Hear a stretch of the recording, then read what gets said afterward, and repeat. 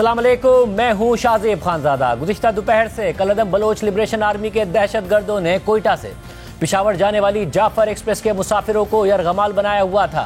अब क्या तफसीलात हैं, हमारे साथ वजीर इत्तलात अता तारड़ मौजूद होंगे और हम उनसे पूछेंगे, क्योंकि अब से कुछ देर पहले DGISPR अहमद शरीफ चौधरी ने ऑपरेशन की तफसीलात बताते हुए कहा कि तमाम मुसाफिरों को बाजियाब करवा लिया गया है और तमाम 33 दहशतगर्दों को भी हलाक कर दिया गया है। इस वाक़े ने रूल्स ऑफ द गेम तब्दील कर दिए हैं।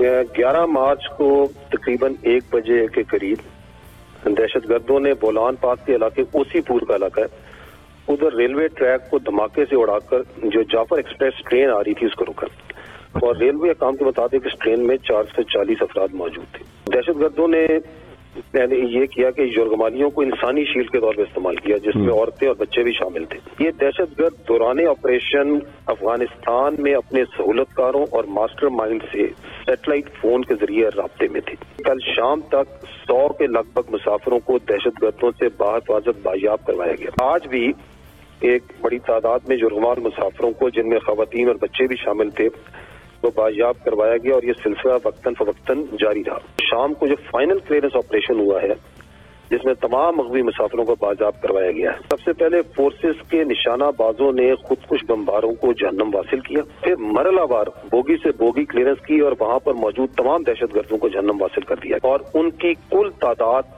33 है। जो क्लियरेंस ऑपरेशन था, इसमें किसी भी मासूम मुसाफिर को नुकसान नहीं पहुंचा, लेकिन फाइनल क्लियरेंस से पहले वहां पर जो मुसाफिर दहशतगर्दों की बर्बरीत का शिकार हुए, उनकी तादाद 21 है।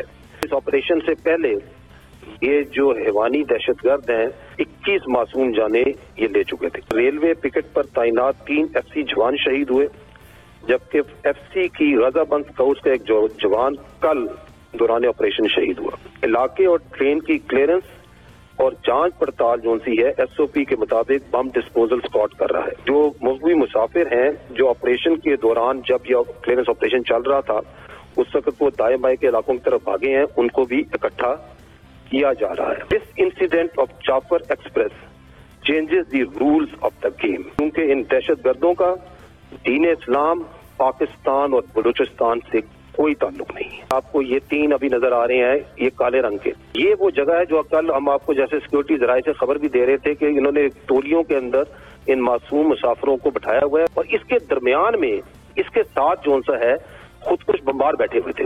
जो हमारे SSG के जवान हैं, उन्होंने पहले they took out these suicide bombers. फिर ये जो वहां पे ये मुसाफिर थे जिनको इन्होंने हॉस्टेज किया हुआ था, ये फिर जो सा है वहां से मुख्तलिफ साइडों पे बस वो जो उनको टेक आउट कर लिया सुसाइड बॉम्बर को, तो ये निकले वहां से और then they spread out in the area. Party है जो कि ऑपरेशन कर रही थी, क्लियरेंस ऑपरेशन, देन दे फिर वो उसके बाद ट्रेन में बोगी में गए और वहां पे भी पहले उन्होंने जो सुसाइड बॉम्बर्स थे, दे टुक देम आउट, उनको उन्होंने लिक्विडेट किया और उनको जहन्नम वासिल किया और उसके बाद ये बोगी बाय बोगी क्लियर करते गए। इसमें औरतें भी थी, इसमें बच्चे भी थे। वहां पे किसी को ड्यूरिंग क्लियरेंस ऑपरेशन कोई नुकसान नहीं पहुंच सका। ड्यूरिंग क्लियरेंस ऑपरेशन एक भी मुसाफिर को नुकसान नहीं पहुंचा। साथ ही अब से कुछ देर पहले वज़ीर आज़म शहबाज शरीफ ने एक्स पर पोस्ट में लिखा है कि अभी मेरी वज़ीर आज़म बलूचिस्तान सरफराज बुगटी से टेलीफोन पर बात हुई है, जिन्होंने मुझे जाफर एक्सप्रेस पर होने वाले घिनौने दहशतगर्द हमले की ताज़ा तरीन सूरत हाल से आगाह किया। पूरी कौम इस घिनौने फेल से शदीद सदमे में है और मासूम जानों के ज़िया पर गमज़दा है। ऐसी बुज़दिलाना कार्रवाइयाँ पाकिस्तान के अमन के अज़म को मुतज़लज़ल नहीं कर सकती। ऑपरेशन के दौरान दर्जनों दहशतगर्दों को जहन्नम वासिल कर दिया गया है। दूसरी जानिब बाजियाब होने वाले एनी शाहिदीन के जरिए ट्रेन पर दहशतगर्दों के हमले की तफसीलात सामने आ रही हैं। BBC के मुताबिक जाफर एक्सप्रेस की बोगी नंबर 3 में मौजूद मुश्ताक मोहम्मद का कहना था कि हमले का आगाज एक बहुत बड़े धमाके से हुआ। ट्रेन की बोगी नंबर 7 में मौजूद इसाक नूर अपनी अहलिया और 2 बच्चों के साथ कोयटा से रावलपिंडी जा रहे थे। वो बताते हैं कि धमाका इतना शदीद था कि ट्रेन की खिड़कियां और दरवाजे हिलकर रह गए और मेरा एक बच्चा जो कि मेरे करीब ही बैठा हुआ था वो नीचे गिर गया। मुश्ताक मोहम्मद के मुताबिक इसके बाद फायरिंग शुरू हो गई। फायरिंग 1 घंटे तक जारी रही, फिर आहिस्ता आहिस्ता फायरिंग रुकी और इसके बाद मुसल्लह अफराद बोगियों में दाखिल हुए और उन्होंने कुछ लोगों के शनाख्ती कार्ड देखना शुरू कर दिए और कुछ लोगों को अलहदा करते गए। मुश्ताक मोहम्मद के मुताबिक हमारी बोगी के दरवाजों पर 3 दहशतगर्द पहरा दे रहे थे। हमला आवर आपस में बलूची में बात कर रहे थे और उनका लीडर उन्हें बार बार कह रहा था कि सिक्योरिटी एहलकारों पर खुसूसी नजर रखो, ये हाथ से नहीं निकलने चाहिए। जबकि बाजियाब मुसाफिर इसाक नूर के मुताबिक हमारी बोगी से दहशतगर्दों ने कम से कम 11 मुसाफिरों को नीचे उतारा और कहा कि ये सिक्योरिटी एहलकार हैं। इस मौके पर एक शख्स ने कुछ मज़ाहमत करने की कोशिश की तो उसको तशद्दुद करके नीचे उतारा गया और फिर गोलियां चलने की आवाज आई। इसके बाद बोगी में मौजूद तमाम लोग हमला आवरों की हिदायत पर अमल करते रहे। एक और मुसाफिर ने AFP से गुफ्तगू में बताया कि कैसे मुसल्लह अफराद शनाख्ती कार्ड्स के जरिए तस्दीक कर रहे थे कि कौन सूबे से बाहर का रहने वाला है। एक बाजियाब मुसाफिर ने अपनी शनाख्त जाहिर न करने की दरख्वास्त पर AFP को बताया कि दहशतगर्दों ने शनाख्ती कार्ड और सर्विस कार्ड चेक किए। मेरे सामने 2 लोगों को गोली मारी गई और 4 दीगर को लेकर चले गए। जो पंजाबी थे उन्हें दहशतगर्द अपने साथ लेकर चले गए। मोहम्मद अशरफ नामी मुसाफिर ने बताया कि दहशतगर्द 200-250 के करीब अफराद को अपने साथ ले गए थे और हमला आवरों की तादाद भी 100-125 के करीब थी। इसी तरह बहावलपुर जाने वाले मुसाफिर बशीर अपनी अहलिया और 2 बच्चों के साथ सफ़र कर रहे थे। उन्होंने बताया कि मुसल्लह अफराद ने हमें कहा कि आप लोग नीचे उतरें। उन्होंने मुझे रोका और ना मेरे बच्चों को। मुसल्लह अफराद ने हमें कहा कि आप लोग पीछे मुड़कर नहीं देखें। BBC के मुताबिक रेलवे पुलिस के एक एहलकार ने बताया कि दहशतगर्दों ने कार्ड चेक करना शुरू कर दिए। वो सबसे पूछ रहे थे कि हाँ भाई, तुम्हारी ज़ात क्या है, तुम्हारी ज़बान क्या है। उन्होंने बहुत सारी टोलियां इसी तरह बना दी। दहशतगर्द बलोची जबान में बात कर रहे थे और उनका कहना था कि हमने हुकूमत से मुतालबात किए हैं और अगर वो पूरे नहीं हुए तो किसी को नहीं छोड़ेंगे, ट्रेन को आग लगा देंगे। रेलवे के एहलकार का कहना था कि दहशतगर्दों ने लोगों को तकसीम करने के बाद कुछ के हाथ बांध दिए और उन्होंने ट्रेन के मुतादिद मुसाफिरों को हलाक कर दिया। दहशतगर्दों को ऑर्डर मिलता था कि मार दो तो वो टोली से उठाकर मार देते थे। उन्होंने बहुत से लोगों को मार डाला। रेलवे पुलिस के एहलकार का मजीद कहना था कि अंधेरा होने के बाद हमला आवरों में से बहुत से लोग जाए वकुआ से चले गए और कुछ लोग पीछे रुक गए। 70 से 80 हमला आवर चले गए जबकि 20 से 25 हमला आवर रुक गए। ऐसे में मगरिब का वक्त हो गया और अंधेरा हो गया। मैं और मेरा हवालदार भी वर्दी में थे तो एक मौके पर हमला आवर ने कहा कि इन वर्दी वालों को भी मार दो। तो हमने कहा कि हम तो बलोच हैं। तो हमला आवर ने जवाब दिया कि तुम क्यों नौकरी करते हो। फिर पता नहीं क्यों कोई दुआ काम आ गई, उन्होंने हमें जान से नहीं मारा। रात 10 बजे तक यह किस्सा चला और उन्होंने कहा कि जो जहां है वहीं बैठा रहे। रात के अंधेरे में कुछ लोगों ने भागने की कोशिश की तो उन्होंने देख लिया और बस्ट खोल दिया। फिर जो जिधर था गिरता चला गया। रेलवे पुलिस एहलकार के मुताबिक आज सुबह FC के एहलकार जाए वकुआ पर पहुंचे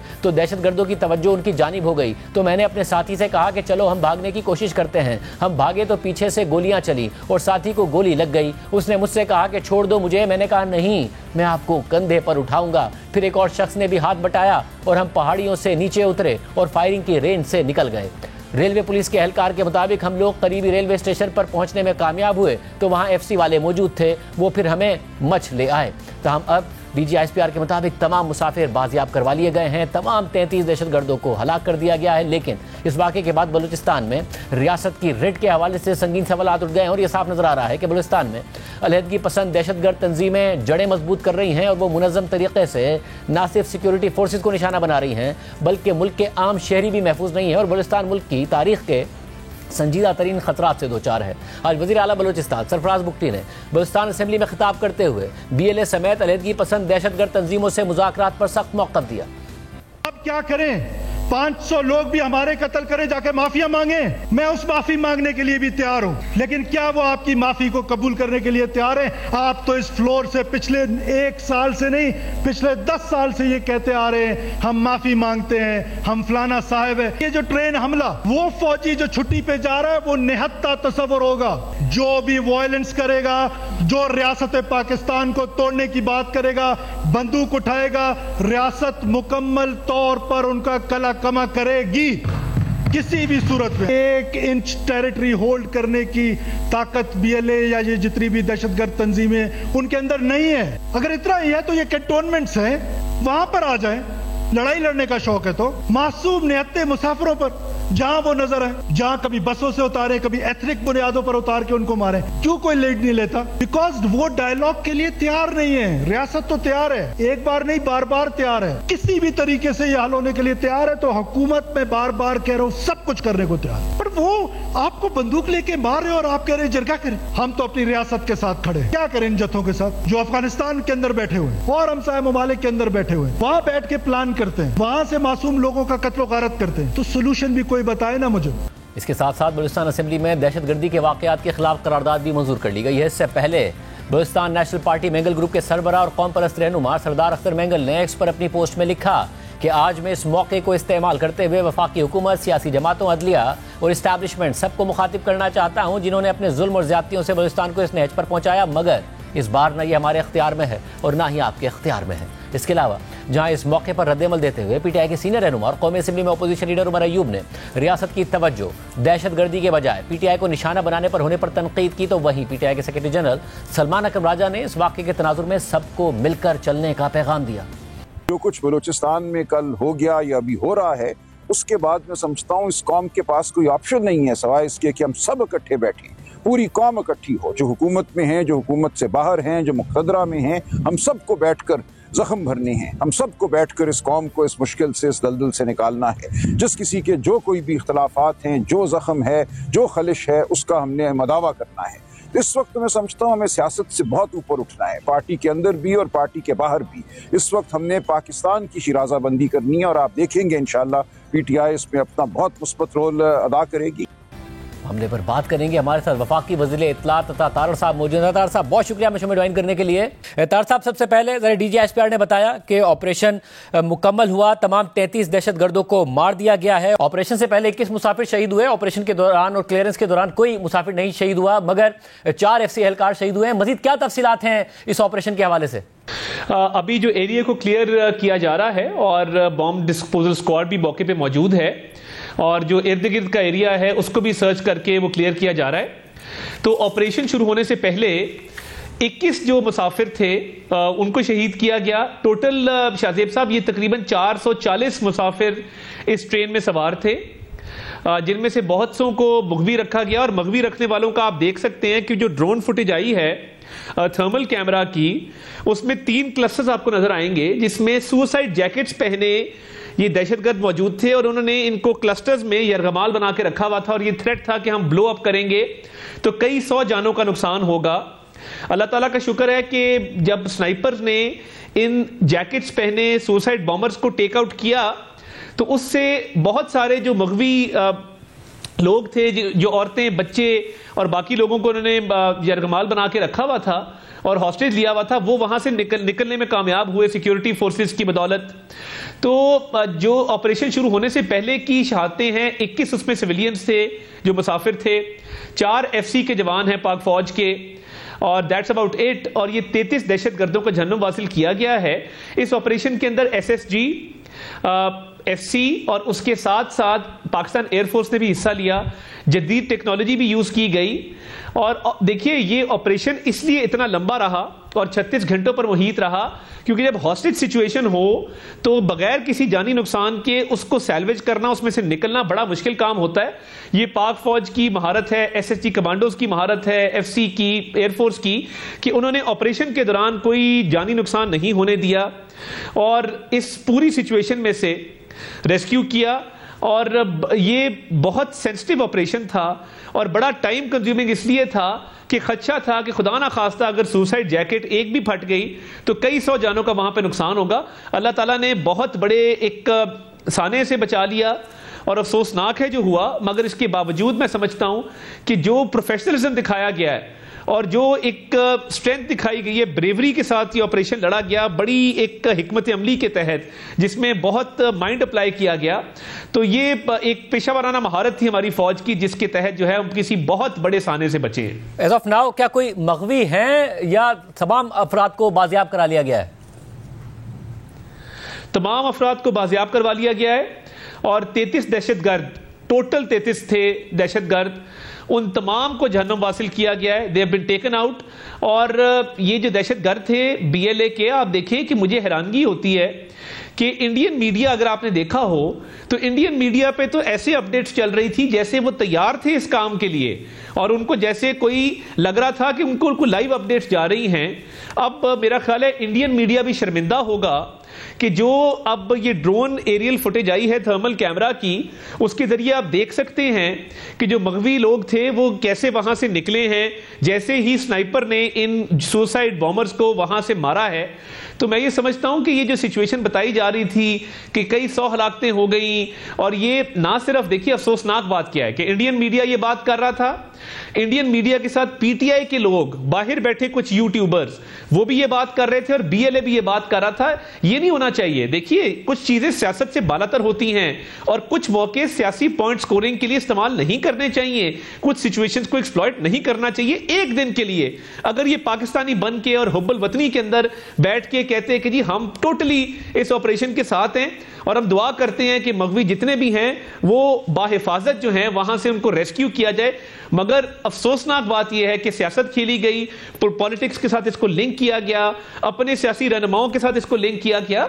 ये नहीं होना चाहिए। अल्लाह का शुक्र है कि एक जिस महारत के साथ ये ऑपरेशन कंडक्ट हुआ है, वजीर आजम कल कोयटा भी जाएंगे, वहां पे वो हिकमत अमली का भी ऐलान करेंगे, वो खिताब भी करेंगे, और उन्होंने He has paid his compliments फौज को, आर्मी चीफ को, फजाइया को, और उन्होंने खराज तहसीन भी पेश किया है कि इतनी महारत के साथ ये ऑपरेशन हुआ कि जिसकी मिसाल नहीं मिलती, और बड़ा सेंसिटिव ऑपरेशन था, और हल्का सा भी कोई खुदा ना खास्ता इधर से उधर होता तो बहुत बड़ा नुकसान हो जाता।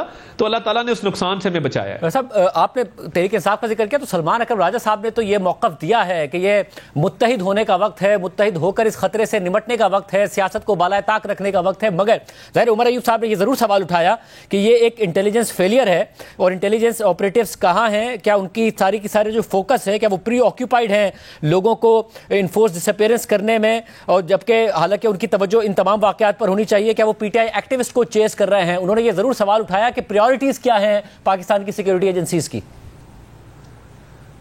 उनको तो ये जवाब मिल गया होगा ना, जब यूएस ने और state of the union address में प्रेसिडेंट डोनाल्ड ट्रंप ने पाकिस्तान की तारीफ की, तो वो किसकी बदौलत है? वो इंटेलिजेंस एजेंसीज की बदौलत है कि इंटेलिजेंस एजेंसीज ने ही पॉइंट आउट किया होगा ना, जिस दहशतगर्द को उनके हवाले किया गया है और पकड़ा गया, यहां से एप्रीहेंड किया गया। और ना सिर्फ डोनाल्ड ट्रंप जो यूएस के प्रेसिडेंट हैं, उसके साथ साथ डिफेंस सेक्रेटरी, व्हाइट हाउस की spokes person, director CIA, secretary defence, मैं किस किस का नाम लूं? तो उमर अयूब साहब को थोड़ा सा जरा सोचना चाहिए कि उनका क्या खानदान है, पाकिस्तान की खिदमत की उनके बड़ों ने भी, उनके वालिद ने भी, उनके दादा ने भी, मतलब एक तामीर तरक्की का दौर गुजरा है इस मुल्क के अंदर। तो कम अज कम उमर अयूब साहब इतने इमेच्योर ना हो और इतनी इमेच्योरिटी का मुजाहरा ना करें कि एक तरफ इंटेलिजेंस की तारीफ हो रही है पूरी दुनिया में, और हमारी आईएसआई का एक मकाम है पूरी दुनिया के अंदर, और लोग मानते हैं कि एक बहुत कैपेसिटी वाली एक इंटेलिजेंस एजेंसी है, तो उसके बारे में बात करते हुए सोचना चाहिए था कि हाल ही में तारीफ हुई है। तो मैं नहीं समझता कि इंटेलिजेंस फेलियर है ऑपरेशन। उसमें ज़ाहिर बिल्कुल तारीफ की ट्रंप साहब ने, बट वो एक ज्वाइंट ऑपरेशन जिसमें सीआईए ने इंटेलिजेंस शेयर की, पाकिस्तान की तरफ से कोऑपरेशन हुआ, ट्रंप ने उसका शुक्रिया अदा किया, सदर ट्रंप ने। मगर क्या सवाल नहीं उठता तारड़ साहब के बीएलए बहुत सारे ऐसे ऑपरेशन उसने जरूर किए कि जिसमें वो अटैक करते हैं, मुसाफिरों को उतार कर मारते हैं, उनके शनाख्ती कार्ड देखकर मारते हैं, बॉम्ब ब्लास्ट करते हैं, मगर एक पूरी ट्रेन को अगवा कर लेना, बहुत सारे दहशतगर्दों का आना, एक पूरी की पूरी ऐसी एक्सरसाइज है जिसमें उनकी तरफ से एक बहुत ज्यादा ह्यूमन इंटेलिजेंस होना, या उनके पास ये सारी इंटेलिजेंस होना कि कब ट्रेन गुजरेगी, किस तरीके से इतनी सारी रिसोर्स मोबिलाइजेशन करना, इस पर सवाल नहीं उठता कि कैसे वो ये सब करने में कामयाब हुए। देखिए, ये बहुत, मैं नहीं समझता कि कोई बहुत आला तरीके से प्लान्ड ऑपरेशन था। यार ये 33 लोग थे, और इन्होंने देखिए किस एरिया में टारगेट किया, उस एरिया में टारगेट किया जहां पे एडमिनिस्ट्रेटिवली लेवीज का एरिया है, और लेवीज का एरिया कैटेगरी बी एरिया होता है, जिस कैटेगरी बी एरिया के अंदर बहुत ज्यादा ट्रेन्ड प्रोफेशनल्स ये लेवीज के नहीं होते। ये उस तरह का बहुत हाई सिक्योरिटी वाला एरिया नहीं था, एक वनरेबल एरिया को उन्होंने टारगेट किया। तो मैं नहीं समझता कि इसमें कोई खुदा ना खास्ता बहुत बड़ा कोई लैप्स या बहुत बड़ा फेलियर है।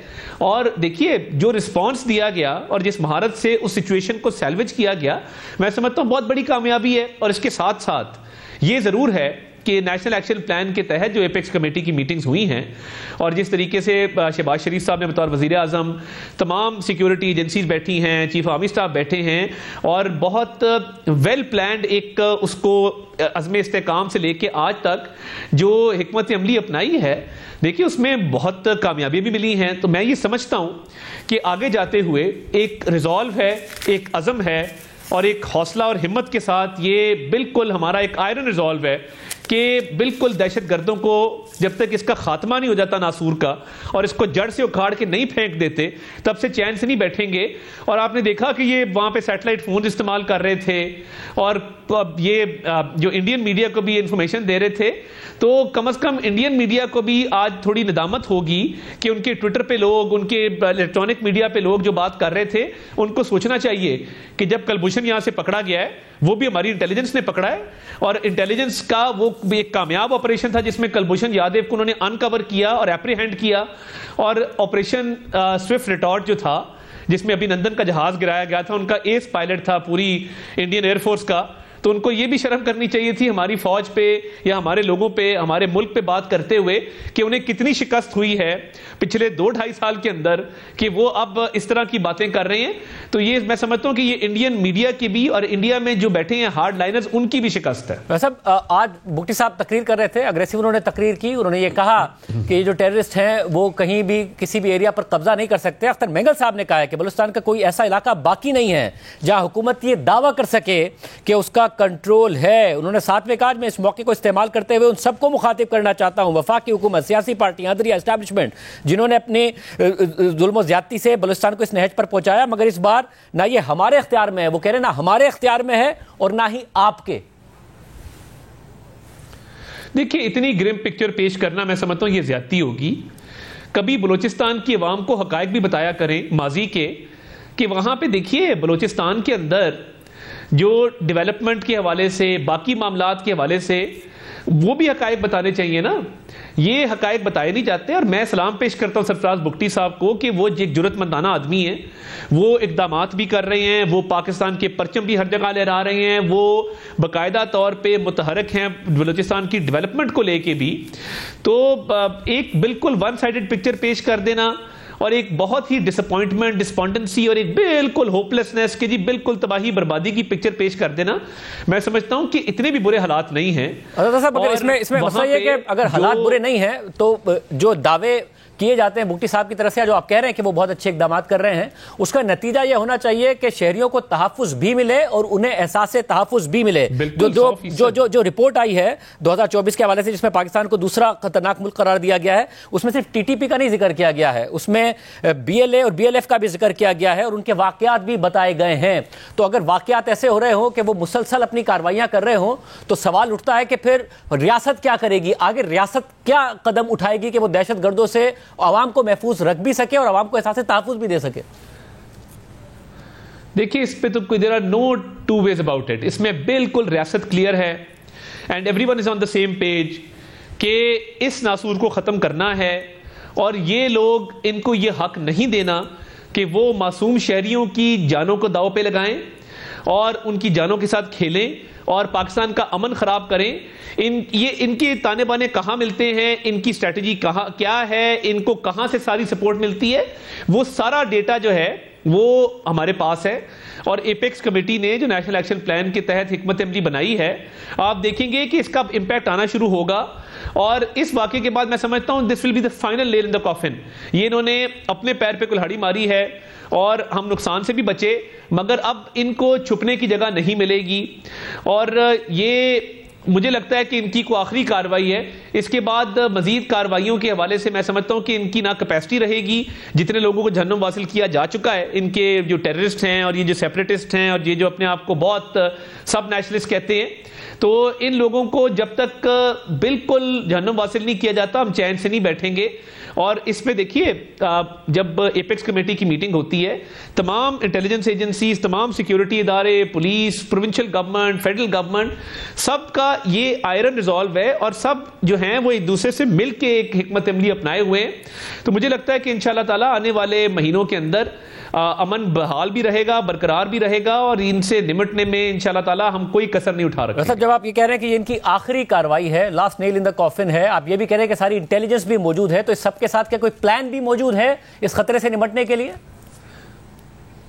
जी बिल्कुल प्लान मौजूद है और एपेक्स कमेटी में जब ये सारी बात होती है और हिकमत अमली तय होती है और ग्राउंड लेवल पे इस हवाले से जब कॉमिंग ऑपरेशंस होते हैं, इंटेलिजेंस ऑपरेशंस होते हैं और इंटेलिजेंस शेयरिंग होती है और ये तमाम तर चीज़ों को देखा जाता है, तो इसका प्लान मौजूद है। और कल मैं समझता हूँ कि एक अहम दौरा है बलूचिस्तान का, उसमें मजीद जो है वज़ीर आज़म भी बात करेंगे और जो है इस हवाले से बाकायदा तौर पर आगाह किया जाएगा कि क्या मामलात हैं जिसके तहत अगली हिकमत अमली जो है वो अपनाई जाएगी और ऑन ग्राउंड हालात को बेहतर किया जाएगा। बहुत शुक्रिया। वफाकी वज़ीर इत्तलात तारड़ साहब हमारे साथ मौजूद थे। वो कह रहे हैं कि हिकमत अमली रियासत के पास मौजूद है। कल देखते हैं कि वज़ीर आज़म इस हवाले से क्या ऐलान करते हैं, मगर ये बताया गया कि ऑपरेशन मुकम्मल हो चुका है, तमाम 33 दहशतगर्द मारे जा चुके हैं और जो दावे किए जा रहे थे सैकड़ों हलाकतों के, शहादतों के, ये बता रहे हैं वज़ीर इत्तलात के ऐसी कोई बात नहीं थी। ऑपरेशन से पहले 21 जो मुसाफिर हैं उन्हें मार दिया था दहशतगर्दों ने और ऑपरेशन के दौरान 4 जो एहलकार हैं हमारी सिक्योरिटी एजेंसीज़ के वो शहीद हुए हैं। प्रोग्राम में एक ब्रेक शामिल करते हैं, मज़ीद खबरें आपके सामने रखेंगे।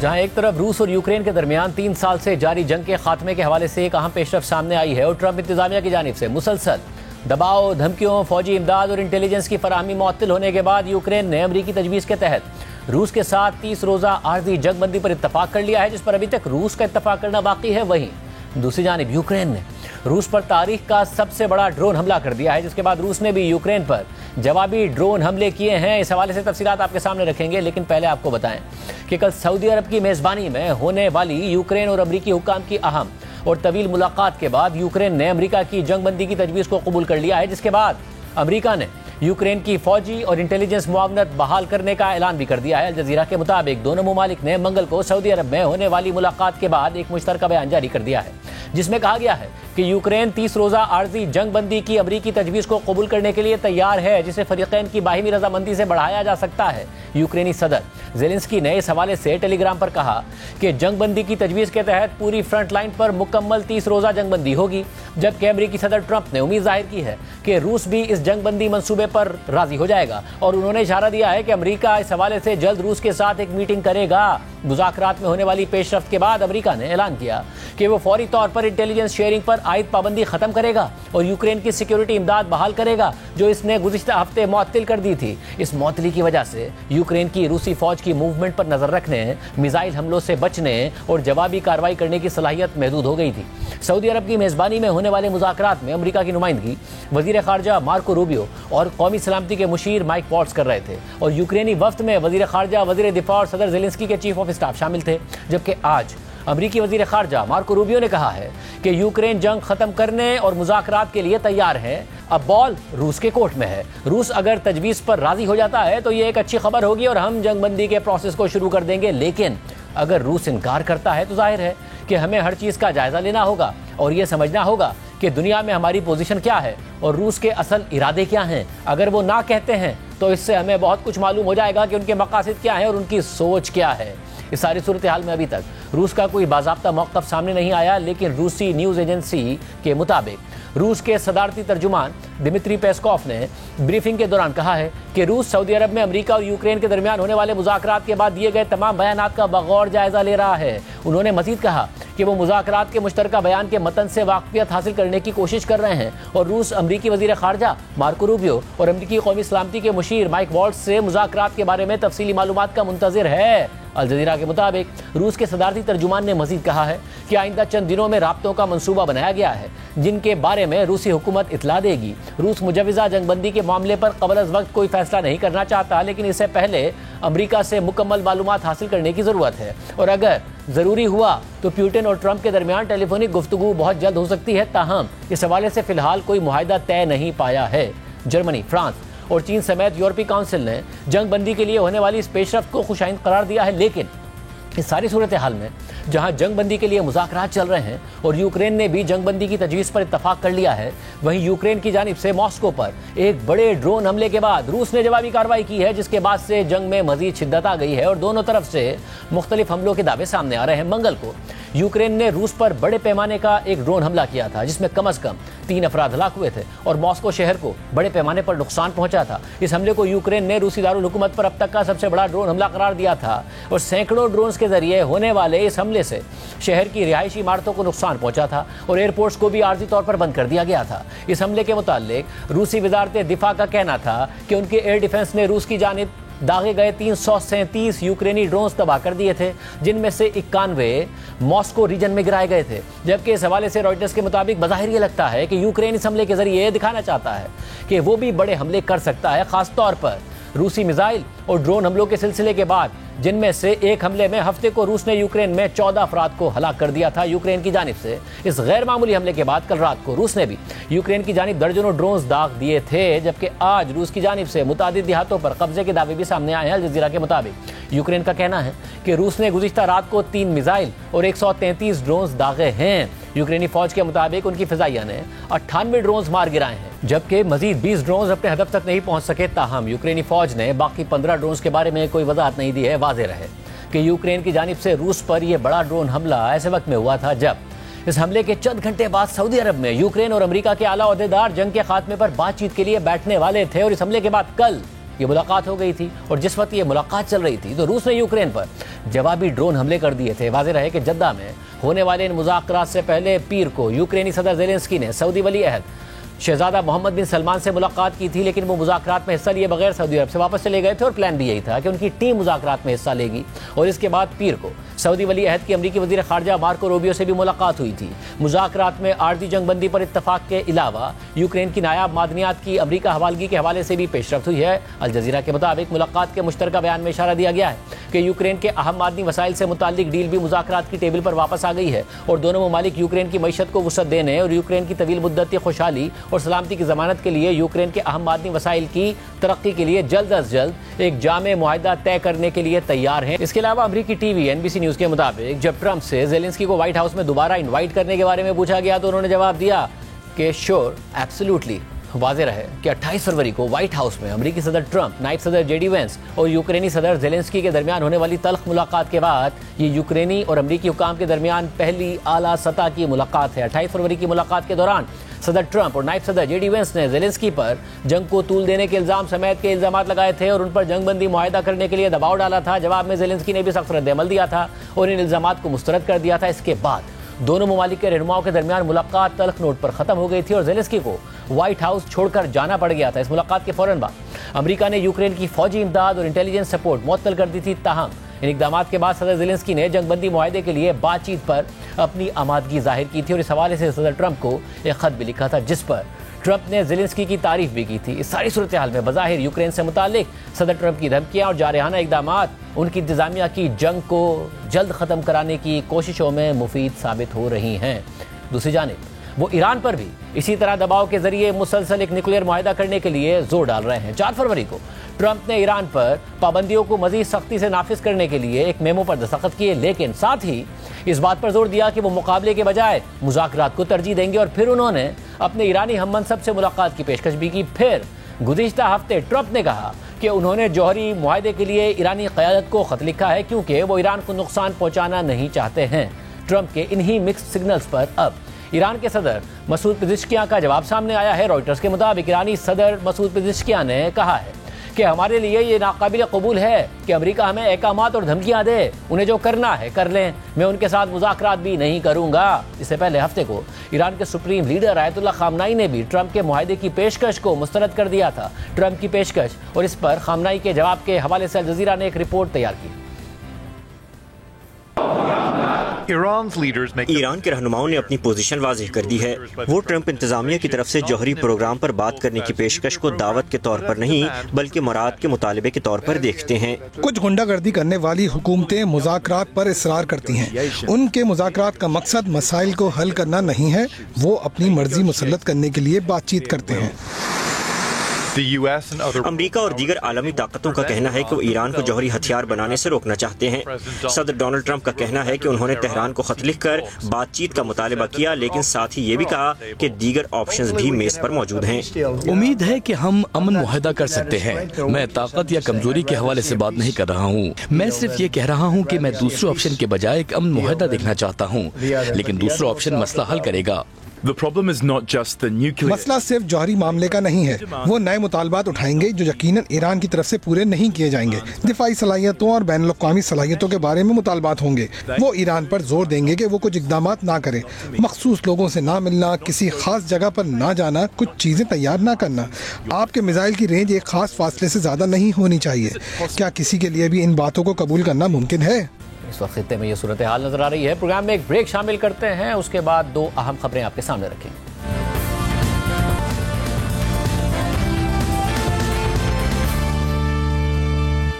आलमी रेटिंग एजेंसी मूडीज ने पाकिस्तानी बैंक्स का आउटलुक बेहतर करते हुए इसे मुस्तहकम से मस्बत कर दिया है। मूडीज का कहना है कि इस बेहतरी की वजह पाकिस्तानी बैंक्स की मजबूत फाइनेंशियल परफॉर्मेंस और मुआशी हालात में गुज़िश्ता बरस के मुकाबले में बेहतरी है, जबकि पाकिस्तानी मईशत इस साल 3% तरक्की करेगी। ताहम पाकिस्तानी मईशत को दरपेश खतरात में लॉन्ग टर्म डेट सस्टेनेबिलिटी सबसे बड़ा खतरा है, जबकि दूसरी तरफ IMF का वफ्द अगली किस्त जारी करने से पहले मुज़ाकरात के लिए पाकिस्तान में मौजूद है और हुकूमत पाकिस्तान के साथ मुज़ाकरात जारी है। FBR को इस माली साल के इब्तिदाई 8 माह में 606 अरब रुपए का शॉर्टफॉल का सामना है। और आज शहबाज राना की खबर के मुताबिक हुकूमती ऑफिशियल्स का कहना है कि हुकूमत के अंदर इस हवाले से जोर दिया जा रहा है कि पेट्रोलियम मसनूआत पर पेट्रोलियम लेवी 60 रुपए फी लीटर से बढ़ाकर 70 रुपए फी लीटर कर दिया जाए। इस 10 रुपए के इजाफे से हुकूमत को हर महीने 15 अरब रुपए इजाफी रेवेन्यू हासिल होगा। IMF ने हुकूमत को यह प्रपोजल भी दिया है कि हर साल 3 रुपए फी लीटर की कार्बन लेवी भी आयद की जाए और उसे 3 साल तक लगाकर 10 रुपए फी लीटर तक ले जाया जाए। ये कार्बन लेवी $1 अरब क्लाइमेट रेजिलिएंट फैसिलिटी के लिए IMF की एक शर्त है, जिस पर इस वक्त पाकिस्तान और IMF के दरमियान मुज़ाकरात हो रहे हैं।